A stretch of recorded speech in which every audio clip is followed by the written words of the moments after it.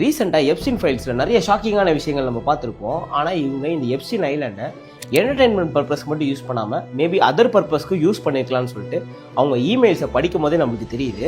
ரொம்ப பயமுத்துற விஷயம் என்னன்னா, இவங்க ஏஜ் ரிவர்சலுக்கு சில மோசமான டெக்னிக்ஸை யூஸ் பண்ணியிருப்பாங்களான்னு சொல்லிட்டு ரொம்ப பயமாக இருக்குது. ஏன்னு கேட்டிங்கன்னா, இவங்க சென்ட் பண்ணிக்கிட்ட இமெயில்ஸை பொறுத்து எப்சினோட இமெயிலில் என்ன மென்ஷன் ஆயிருந்ததுன்னா, all you need is blood transfusion bag for your reverse ஏஜிங்னு ஒரு இமெயில் மென்ஷன் ஆயிருக்கு.